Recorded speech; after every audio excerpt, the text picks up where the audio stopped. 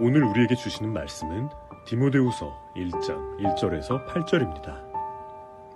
하나님의 뜻으로 말미암아 그리스도 예수 안에 있는 생명의 약속대로 그리스도 예수의 사도된 바울은 사랑하는 아들 디모데에게 편지하노니 하나님 아버지와 그리스도 예수 우리 주께로부터 은혜와 긍휼과 평강이 내게 있을지어다.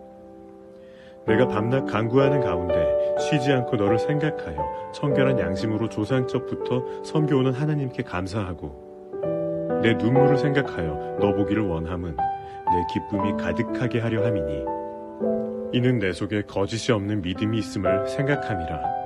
이 믿음은 먼저 내 외조모 로이스와 내 어머니 유니게 속에 있더니 내 속에도 있는 줄을 확신하노라. 그러므로 내가 나의 안수함으로 내 속에 있는 하나님의 은사를 다시 부릴 듯하게 하기 위하여 너로 생각하게 하노니 하나님이 우리에게 주신 것은 두려워하는 마음이 아니요 오직 능력과 사랑과 절제하는 마음이니 그러므로 너는 내가 우리 주를 증언함과 또는 주를 위하여 갇힌 자 된 나를 부끄러워하지 말고 오직 하나님의 능력을 따라 복음과 함께 고난을 받으라. 디모데의 모습이라는 제목으로 최영동 목사님께서 말씀 전해주시겠습니다. 인생을 살아갈 때 우리의 인생을 이끌어갈 롤 모델이 필요합니다. 그 중에 한 사람, 디모데의 모습을 통해 힘을 얻는 귀한 시간 갖기를 원합니다. 오늘 본문의 말씀은 디모데의 성품과 자세를 5가지로 요약하고 있습니다. 3절, 내가 밤낮 간구하는 가운데 쉬지 않고 너를 생각하여 청결한 양심으로 조상적부터 섬겨오는 하나님께 감사하고. 첫 번째, 디모데는 청결한 양심의 소유자이었습니다. 사람마다 양심의 척도가 다릅니다. 부패하고 타락한 양심은 세상을 혼란에 빠뜨립니다. 그러나 청결한 양심은 자신에게도 타인에게도 정직한 생활을 하게 하고 바른 생활을 하게 합니다. 스탠포드대 교수인 로버트 서툰의 책 또라이 제로 조직이라는 책이 있습니다. 이런 얘기죠. 세상에 많은 또라이들 때문에 공동체가 무너져 내린다는 거예요. 그래서 그 공동체 안에 또라이들을 없애야 된다. 이렇게 이야기하고 있습니다. 또라이들의 특성은 주로 이렇습니다. 말이나 행동을 함부로 하고 남에게 자주 피해를 주고 그리고 냉소적이고 다른 사람을 무시하고 무리한 행동을 자주 하고 공개적으로 망신을 주고 뒷담화를 자주 하는 사람 이런 등등으로 또라이를 정의하고 있습니다. 그런데 또라이가 떠나거나 바뀌지 않으면 그 조직은 또라이가 제로가 될 수가 없는 것이지요. 가장 중요한 것은 그렇습니다. 하나님께로부터 양심이 청소되어질 때에 새롭게 단장 지어질 때에 또라이는 사라지고 디모데처럼 청결한 양심을 소유하게 되는 것입니다.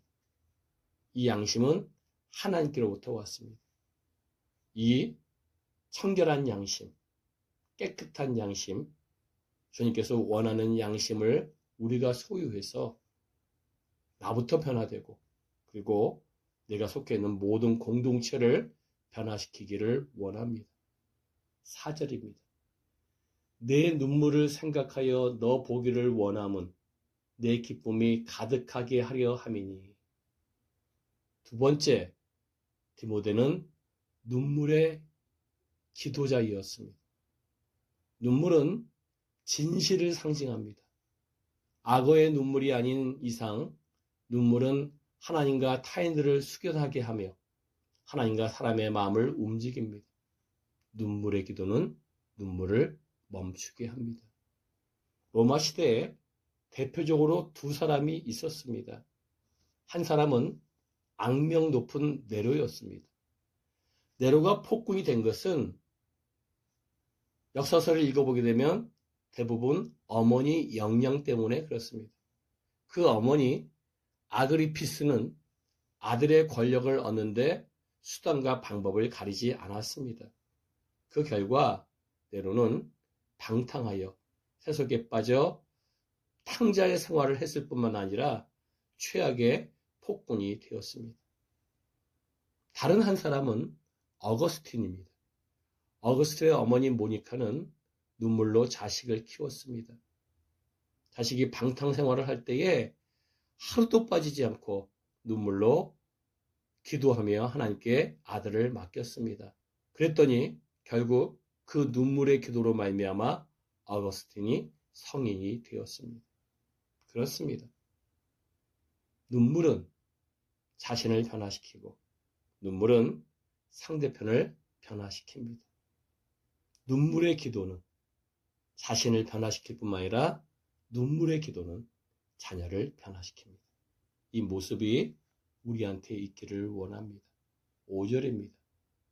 이는 내 속에 거짓이 없는 믿음이 있음을 생각함이라. 이 믿음은 먼저 내 외조모 로이스와 내 어머니 유니게 속에 있더니 내 속에도 있는 줄을 확신하노라. 셋째, 디모데는 거짓이 없는 믿음의 소유자이었습니다. 세상에 하도 가짜 믿음이 많기에 바울은 디모데의 믿음을 거짓이 없는 믿음으로 소개하고 있습니다. 하나님께로 받은 믿음은 기본적으로 거짓이 없어야 합니다. 요즘 많은 기독교인들이 거짓된 말과 행동으로 구설수에 오르고 있습니다. 다 가짜 믿음의 소유자들입니다. 진짜 믿음은 무엇보다 거짓이 없어야 합니다. 자녀들은 부모의 그림자를 보고 배우고 성장한다고 합니다. 우리는 어떤 부모입니까? 남겨줄 유산이 많습니까? 혹시 남겨줄 유산이 많다 할지라도 가장 큰 유산은 거짓 없는 믿음, 순수한 믿음을 자녀들에게 유산으로 남겨주는 일입니다. 이 일을 잘하는 사람이 디모데처럼 거짓 없는 믿음의 소유자가 되어 하나님께 쓰임을 받게 되는 것입니다. 이 모습이 나에게도 나타나고 우리 자녀들에게도 나타나기를 원합니다. 6절입니다.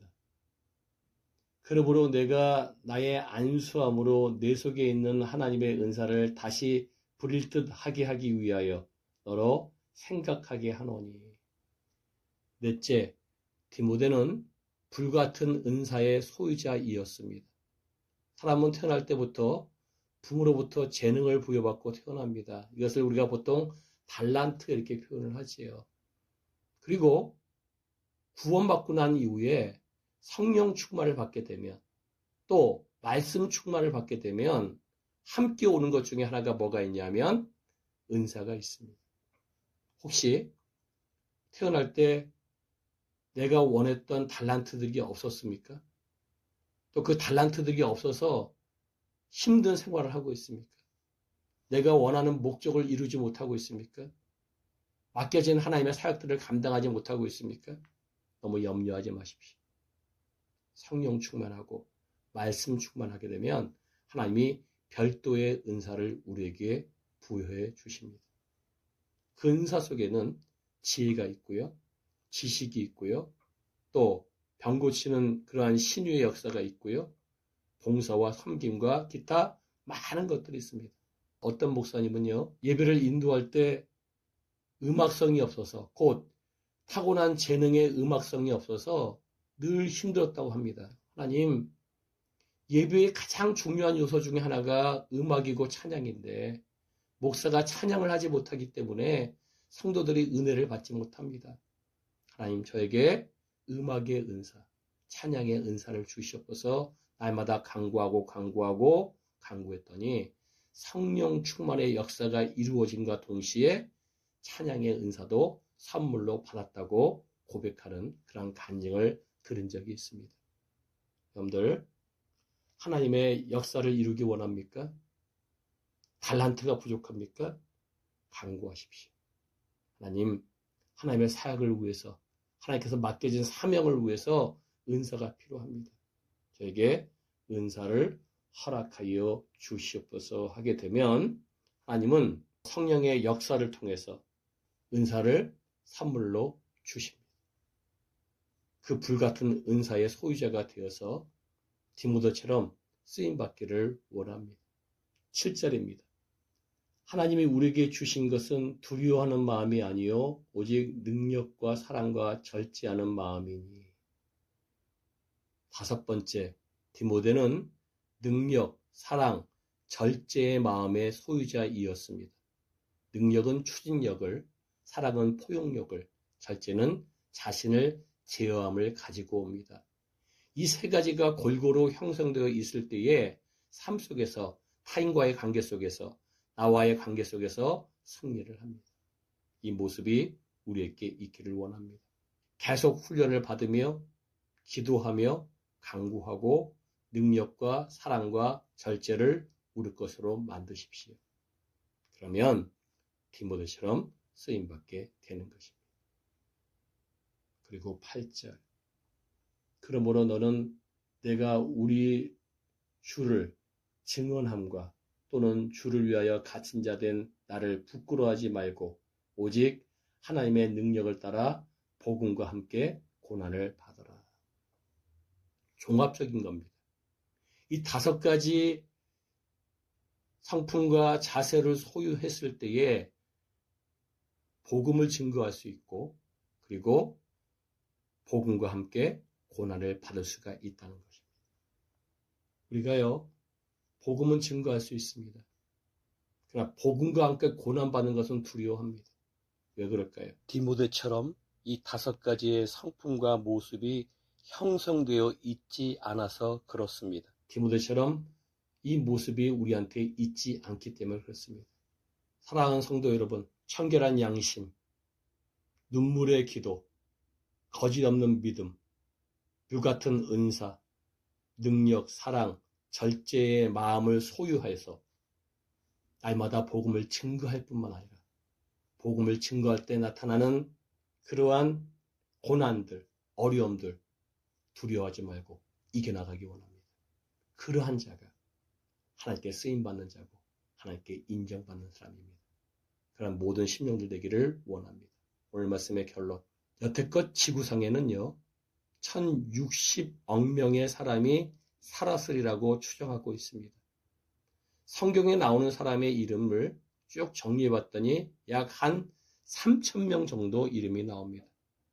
그 중에 하나님의 자녀는 쓰임을 받습니다. 그런데 그 자녀들 가운데서 특별히 훈련받은 자, 곧 성령의 열매, 사랑, 희락, 화평, 인내, 자비, 양선, 충성, 온유, 절제가 가득한 자가 쓰임을 받습니다.